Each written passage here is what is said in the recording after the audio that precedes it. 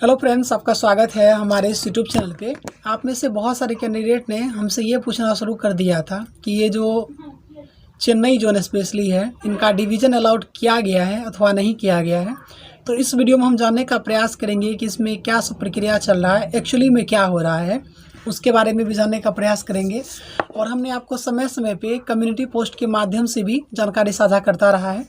तो इस वीडियो में हम जानने का ये प्रयास करेंगे कि चेन्नई जोन के वैसे कैंडिडेट जिनका किसी भी पोस्ट के लिए और किसी भी डिवीज़न में चयन हुआ है, तो उनके साथ कौन कौन से डॉक्यूमेंट होने आवश्यक है जब आप ज्वाइनिंग के टाइम में जाएंगे।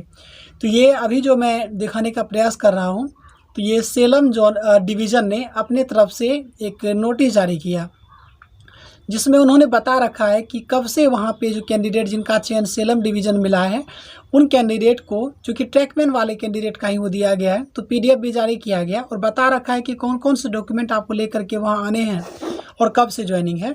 तो ये वाला जो पीडीएफ है हम आपको देखिए। सबसे पहले ये बता दूं कि कोई भी कैंडिडेट जिनका सिलेक्शन होने वाला है या हो जाएगा निकट भविष्य में, तो ज्वाइनिंग लेटर आ ही जाएगा सबको। अगर आप लोग एक उदाहरण के तौर पे या नमूना के रूप में चाहें तो देखना, अगर चाहें कि किस प्रकार का ज्वाइनिंग लेटर आ रहा है, ज्वाइनिंग लेटर से संबंधित जो कागजात आ रहे हैं, क्या सब आ रहे हैं और क्या सब आपको लगाना है, वो तो जानेंगे ही। अगर आप देखना चाहते हैं तो हम इसी वीडियो के डिस्क्रिप्शन बॉक्स में अपने टेलीग्राम का एक ऑफिशियल लिंक है, वो हम दे देंगे। और उस पर हमने लगभग सारे डॉक्यूमेंट वहाँ पे मैं अपलोड करते रहता हूँ, तो आप वहाँ से भी डाउनलोड कर लीजिएगा। तो आपको क्या सब ले करके जाना है वो जानने का प्रयास करते हैं। तो मैंने पीडीएफ ऑन कर लिया है। तो इसमें लिखा हुआ है कि 19वां पॉइंट जो लिखा है कि you must produced the following document in original for verification. तो जब आप वेरिफिकेशन के लिए, यानी कि जब आप ज्वाइनिंग के लिए जाएंगे, तो आपको कुछ दस्तावेज लेकर के जाना है। उन दस्तावेजों में कौन सब है, तो डेट ऑफ बर्थ सर्टिफिकेट। हालांकि डेट ऑफ बर्थ सर्टिफिकेट आपका 10th का जो, यानी मेट्रिकुलेशन का जो सर्टिफिकेट है, वो कंसीडर कर लिया जाता है, ये जो मतलब कि बर्थ सर्टिफिकेट के रूप में। तो डेट ऑफ बर्थ के रूप में आपका मेट्रिकुलेशन काम चल जाएगा। दूसरा पॉइंट है educational qualification transfer certificate. Educational qualification का मतलब ये हो गया कि जैसे आपने डीवी में तो कई जगह 10th तक का ही ले लिया गया, कहीं पे आपने हायर एजुकेशन दिया तो वो भी ले लिया है। तो जब आप ज्वाइनिंग के टाइम जाएं तो प्रयास करें कि आपका जो हायर क्वालिफिकेशन है वो लेकर के जाएंगे, और वो लेकर के जाना है। साथ ही साथ ट्रांसफ़र सर्टिफिकेट टीसी मांग रहा है। हालांकि जिनका कोर्स कंप्लीट हो जाता है तो उनको सीएलसी दिया जाता है, कॉलेज लिविंग सर्टिफिकेट। अगर किन्हीं का इस बीच कोर्स चल ही रहा है कोई, तो बीच से जब आपको निकलना होता है तो टीसी यानी ट्रांसफ़र सर्टिफिकेट मांगा जाता है। ये पॉइंट थोड़ा सा पेचीदा लग रहा है। ट्रांसफ़र सर्टिफिकेट तब लिया जाता है या मांगा जाता है जब एडमिशन करवाना हो। अब हम लोग आरआरसी में, या जो कैंडिडेट का चयन हुआ है वो लोग जो आरआरसी जाएंगे, एडमिशन करवाने थोड़ी जा रहे हैं जो उनको ट्रांसफ़र सर्टिफिकेट चाहिए, लेकिन मांगा जा रहा है। अगर कुछ कैंडिडेट का नहीं हो पा रहा है तो आप अपने कॉलेज से बात करेंगे, मिल जाना चाहिए। लेकिन मुझे नहीं लगता इसकी बहुत ज़्यादा आवश्यकता है, क्योंकि वर्ष 2018 में जिनका चयन हुआ है, तो मैंने उनमें से कुछ कैंडिडेट से बात किया तो उन्होंने बिल्कुल कहा कि ऐसा तो कुछ मांगा नहीं गया था हम लोगों से, शायद ये केवल फॉर्मेलिटी है। तो खैर, अपने स्तर पे आप प्रयास कर लेंगे कि टीसी मांगा जा रहा है तो आप प्रयास कर लें कि टीसी हो जाए तो ठीक, अगर नहीं भी होता है तो ज़्यादा मगजमारी नहीं करना है। तीसरा लिखा हुआ है कि कम्युनिटी सर्टिफिकेट, मतलब अगर आप ओबीसी, एससी, एसटी, ईडब्ल्यूएस से आते हैं तो आपका जो कम्युनिटी सर्टिफिकेट है जो आपने डीवी के लिए दिया था, तो वो आपको लेकर के जाना है। कहीं पे जेरॉक्स लिया गया है, कहीं पे ओरिजिनल लिया गया है। जिनका ओरिजिनल ले लिया है तो आपको ये प्रयास करना चाहिए कि रियल बनवा ही ले, यही ज़्यादा बेहतर होगा जा कर के समय रहते हुए। चौथा बात करें, चौथा पॉइंट में है कि अटेस्टेशन फॉर्म। अटेस्टेशन फॉर्म जो है वो लगभग वायरल हो चुका है, आप लोगों ने भी देख ही लिया होगा। अगर नहीं मिला है तो हमारे टेलीग्राम पे आपको मिल जाएगा। अटेस्टेशन फॉर्म में आपके बारे में पूरा डिटेल देना होता है, तो वो आप देखेंगे समझ में आ जाएगा क्या है नहीं है।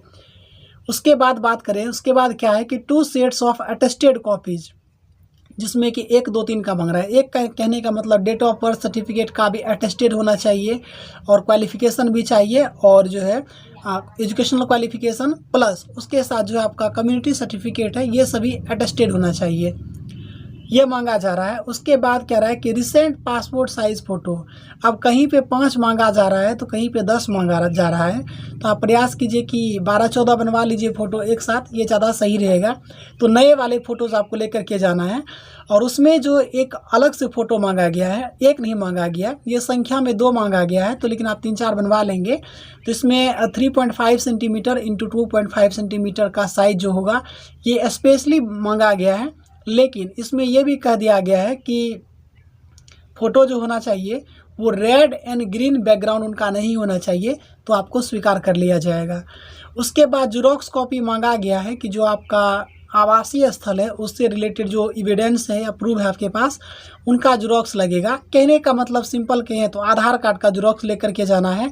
उसके बाद पैन कार्ड का आपको ज़ेरॉक्स भी लेकर के जाना है। और लास्ट पॉइंट जो कह रहा है कि जब आपको सैलरी से रिलेटेड भी कहा जा रहा है कि ये जो दस्तावेज हैं ये ज़रूरी है। तो क्या ज़रूरी है? तो first page of bank account passbook, यानी पासबुक का जो पहला पेज होगा उसका आपको ज़ेरॉक्स ले लेना है, करवा लेना है। पूरा साफ साफ शब्द में दिखना चाहिए आपका नाम, या IFC कोड होता है या ब्रांच कोड होता है, ब्रांच का नाम कहाँ है इसके बारे में पूरा स्पष्ट होना चाहिए। ऐसे जगह आप ज़ेरॉक्स करवाएँ। उसके बाद कह रहा है कि पैन कार्ड का भी ज़ेरॉक्स चाहिए। और एक और होगा NPS, न्यू पेंशन स्कीम का जो है ये फॉर्म, NPS फॉर्म भी आपको लेकर के जाना है। या ये सभी के सभी दस्तावेज आपको हमारे टेलीग्राम चैनल पे भी मिल जाएंगे, वहाँ पे आप हमसे संपर्क कर सकते हैं, वहाँ पे हमने अपलोड कर रखा है। और यहाँ पे तो उसके बाद है कि फील्ड इन बायोडाटा फॉर्म, वहाँ पे एक बायोडाटा फॉर्म भी दिया जाएगा या उसके साथ आएगा ज्वाइनिंग लेटर के साथ, उसमें आपको बनवा लेना है। और हाँ, कैरेक्टर सर्टिफिकेट की बात करें तो कुछ लोगों में कन्फ्यूजन था कि कैरेक्टर सर्टिफिकेट कौन से बनवाएं। तो देखिए जो गेजेटेड ऑफिसर है उसका एक लिस्ट दिया गया है, आप देख लेंगे। जैसे कि पोस्ट मास्टर भी गेजेटेड ऑफिसर में है। और जो यहाँ से आपने लास्ट स्टडी किया है, अगर वो एक रिकॉग्नाइज्ड यूनिवर्सिटी कॉलेज इत्यादि है, तो वहाँ के जो प्रिंसिपल होते हैं वहाँ से भी आप सिग्नेचर करवा सकते हैं 2 सर्टिफिकेट पे। 2 सर्टिफिकेट यानी कंडक्ट सर्टिफिकेट कहें या करेक्टर सर्टिफिकेट कहें, वो आपको कहाँ मिलेगा? उसी फॉर्म के साथ आपको मिल जाएगा या हमारे टेलीग्राम पे दे दिया जाएगा। आप उसका 2 ज़ेरॉक्स निकलवा लेंगे, यानी कि 2 प्रिंट आउट करवा लेंगे और उस पर सब अपना डिटेल भर करके उसके बाद एक तो चाहे तो आप प्रिंसिपल से साइन करवा सकते हैं, आपका जो पोस्ट मास्टर है वो भी कर सकते हैं, क्योंकि कुछ कैटेगरी दिया गया था। अब बाकी अगर आप अपर लेवल में जाना चाहें, DM, SDM, कमिश्नर, उनसे अगर लेना चाहते हैं तो वो भी सिग्नेचर उनसे करवा सकते हैं। जितना आपके लिए जो आपको जल्दी से हो जाए और सहूलियत हो, उस अकॉर्डिंग आप करवा सकते हैं।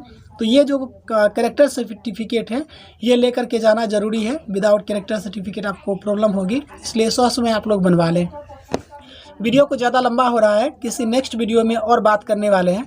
और अगर आपके मन में कोई सा भी सवाल हो तो कुछ सही तरीके का सवाल करेंगे तो हम लोग ज़रूर जवाब देने का प्रयास करते हैं, मेरा हमेशा प्रयास रहता है। आप बेवजह का कोई ऐसा क्वेश्चन बार बार कहते हैं कि सेकेंड DV कब होगा, सेकेंड DV कब होगा, तो इतना जान लीजिए कि जब तक पहले वाला का ज्वाइन नहीं हो जाता तब तक सेकेंड DV आने का कोई चांस नहीं है। एक शब्द में यही जवाब है। मिलेंगे किसी नेक्स्ट वीडियो में, तब तक आप लोग अपना ध्यान रखें और ज़्यादा घबराने की ज़रूरत नहीं है। ज्वाइनिंग है, इतना आसान नहीं है कि आपको भगा दिया जाएगा। सबका एक प्रक्रिया होता है, प्रक्रिया से गुजरने के बाद आपको अपॉइंटमेंट मिल जाएगा। तो ज़्यादा घबराने की कोई आवश्यकता नहीं है। मिलेंगे किसी नेक्स्ट वीडियो में, तब तक के लिए धन्यवाद।